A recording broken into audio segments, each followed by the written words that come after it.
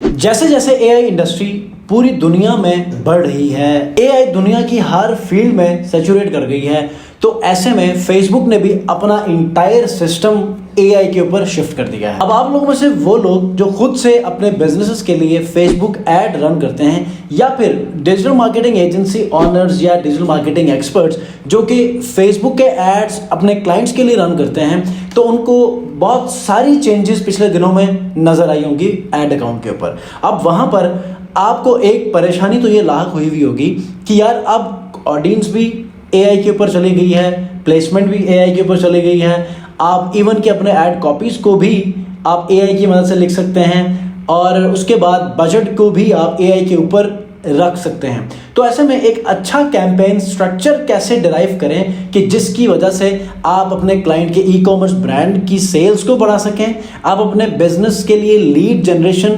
Campaigns को बहुत अच्छा कर सकें, या फिर अगर आप किसी की ऑर्गेनिक ग्रोथ के लिए कैंपेन्स रन करते हैं तो उसके रिजल्ट्स, उसकी ग्रोथ बहुत अच्छी हो। तो आज की इस वीडियो में फेसबुक का एआई मॉडल कैसे वर्क करेगा और आप अपने कैंपेन्स को इस एआई मॉडल को कैसे इस्तेमाल में लाएंगे, इन तमाम चीजों को आपको ब्रीफ करने वाला हूं, समझाने वाला हूं। सो मेक श्योर कि इस वीडियो को आपने कंप्लीट देखना है, क्योंकि ये प्रैक्टिकल बेस्ड वीडियो है और इसमें हर एक पॉइंट को मैं आपको समझाऊंगा भी और कोशिश ये करूंगा कि एड सेट के अंदर जब आप काम करते हैं तो उसमें आपको किन किन चीजों का ख्याल रखना है। कोई भी आप बिजनेस रन कर रहे हैं, this video is very much important for you. अस्सलाम वालेकुम व्यूअर्स, मैं हूं सलीम रजा हैकल। आप तमाम व्यूअर्स को डिजिटल हैकल यूट्यूब चैनल के ऊपर वेलकम करता हूं। एआई 75% इंडस्ट्री में इन्वॉल्व हो चुकी है, सैचुरेट कर गई है। अब हर कोई ये समझता है कि अपने बिजनेस को एआई मॉडल के ऊपर शिफ्ट किया जाए। आप बेशक कस्टमर सर्विस को देखें, आप कंटेंट क्रिएशन को देखें, आप इवन की बिजनेस के अंदर जो फैक्टर्स हैं, बिजनेस के अंदर जो जॉब ड्यूटीज हैं उनको देखें, तो वो तक आपके एआई के ऊपर चले गए हैं। मतलब 75% रिसर्च कह रही है कि अब दुनिया के बेशतर प्लेटफॉर्म्स शिफ्ट हो चुके हैं और बहुत सारे इस वक्त स्ट्रगल कर रहे हैं। पूरी दुनिया इस वक्त एआई के इन्वेंशन के ऊपर लगी है, एआई बेस्ड टेक्नोलॉजीज को इन्वेंट करने के पीछे लगी है।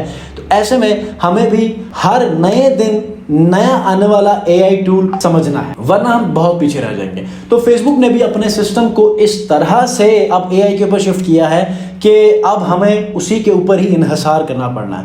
लेकिन हमें ये देखना होगा कि हमारी प्रोडक्ट क्या है, हमारी सर्विस क्या है, हम कैसे लोगों को टारगेट कर सकते हैं। क्योंकि एक हकीकत तो आपको पता है कि फेसबुक हो, गूगल हो, हमसे ज़्यादा वो जानता है हमारी नेचर को, हमारी पास्ट हिस्ट्री को।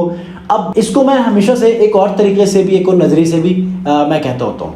बहुत सारे लोग कहते हैं कि यूट्यूब या फेसबुक है, गूगल या फेसबुक है, वो हमसे ज़्यादा जानता है। एक्चुअली जानना एक अलग सेंस है, हमसे ज़्यादा वो मेमोराइज करता है, याद रखता है।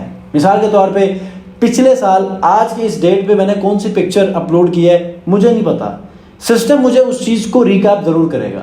तो this is all about reminders, memory, ठीक है। वो मेमोरी रिकॉल होती है कि जिसकी वजह से वो अपने सिस्टम में जाकर उस हिसाब से डाटा को पुल करता है। उसको एक एल्गोरिदम दिया गया है ना, एक चेक दिया गया है, एवरी कमिंग ईयर वो पास्ट के जो भी डेज हैं उनके ऊपर कंटेंट पब्लिश किया गया, उनको एक रिकॉल दे दें, फिर वो स्टोरीज के ऊपर लगाते हैं। तो ये चीज़ है कि आप एआई के ऊपर लेकर आए। अब बहुत सारे लोग कहते हैं कि सर अब सारा काम एआई के ऊपर हो गया, ऑडियंस को भी हम चूज नहीं कर सकते, तो क्या है। अब ऑडियंस के ऊपर भी जब चले जाते हैं ना, तो आपको ये भी कंफ्यूजन होती है कि सर ऑडियंस को ये तो लेके चला गया कि ऑटोमेटिक पे, ब्रॉड वे पे चला गया।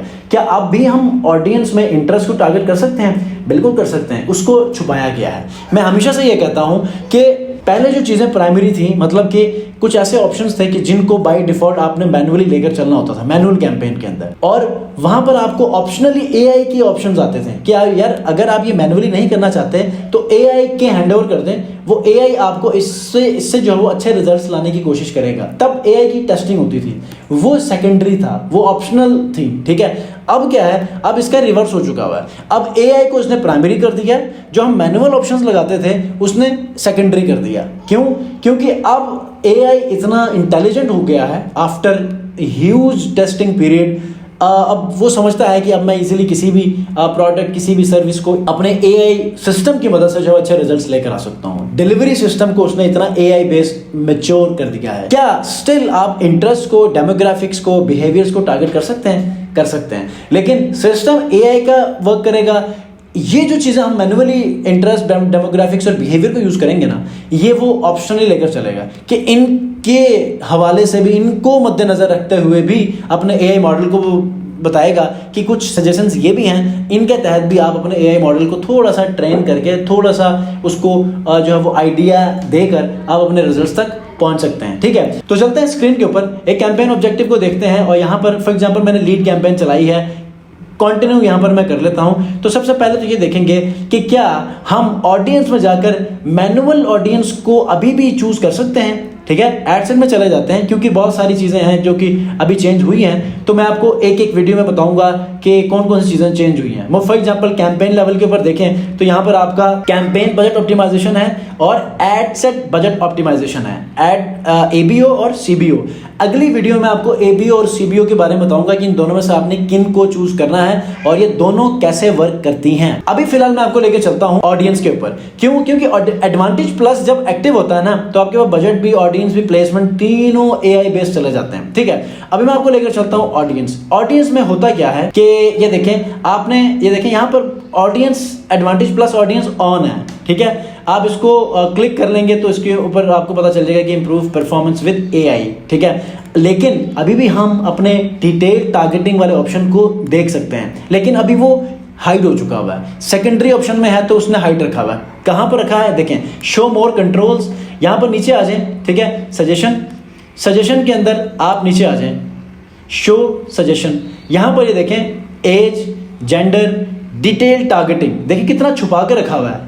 यहाँ से मैंने ओपन किया तो ये आया, सजेशंस के अंदर मैं आया हूँ तो कस्टम ऑडियंस अगर है तो वो, वरना फिर आप यहाँ पर इस तरह एज, जेंडर और यहाँ पर आप अपना डिटेल टारगेटिंग के ऑप्शन ऑन कर सकते हो। यहाँ पर अपना इंटरेस्ट, डेमोग्राफिक्स और आप बिहेवियर्स को टारगेट कर सकते हैं। कोशिश करें कि यहाँ पर कम से कम करें, ताकि एआई के तहत जब इसको कंसिडर करेगा, अपने डिलीवरी सिस्टम को जब वो एक्टिव करेगा मैक्सिमम उस ऑडियंस को आपके ऐड को दिखाने के लिए, तो ये वाला जो इंटरेस्ट है या डेमोग्राफिक्स हैं, इनको भी ग्रो कर लाएगा, इनके तहत भी आपके इस ऐड को ऑप्टिमाइज करेगा। तो अच्छी बात है कि कुछ इंटरेस्ट, कुछ बिहेवियर्स आप यहाँ से ऐड कर लें ताकि एआई का सिस्टम मजीद जो है वो ऑप्टिमाइज हो। तो ये है एआई बेस्ड कैंपेन्स के अंदर आप डिटेल टारगेटिंग को एआई के साथ कैसे यूज करते हैं, जिसमें आप इंटरेस्ट, बिहेवियर, डेमोग्राफिक्स को यूज करते हैं और फर्दर अपने कैंपेन्स को ऑप्टिमाइज करते हैं। अब कैंपेन स्ट्रक्चर के हवाले से अगर आप जानना चाहते हैं कि इस एआई मॉडल के एक्टिवेट होने के बाद आपका कैंपेन मॉडल या कैंपेन स्ट्रक्चर कैसे होना चाहिए, तो पिछली वीडियो में या फिर आई बटन के ऊपर मैं आपको वीडियो दूंगा। आप इस स्ट्रक्चर को आप फॉलो करेंगे तो अगर आप एक ई कॉमर्स ब्रांड के ऊपर सेल्स जनरेट करना चाहते हैं विद मिनिमम कॉस्ट, तो ये वाला जो कैंपेन स्ट्रक्चर है ये आपको बहुत ज़्यादा हेल्प करेगा। आई होप कि इस वीडियो के अंदर जो इन्फॉर्मेशन आपको मैं डिलीवर करना चाह रहा था ये आपको मिल चुकी है। अगर आप चाहते हैं कि अपनी कंपनी के लिए हम मेटा एड्स या फिर गूगल एड्स मैनेज करें, आप हमें हमारे व्हाट्सएप नंबर के ऊपर मैसेज कर सकते हैं ताकि हमारी टीम आपसे रब्ता कर सके, इसको जो है हम आगे बढ़ा सकें। नेक्स्ट वीडियो मिलते हैं, अपना बहुत ख्याल रखिए, अल्लाह हाफिज़।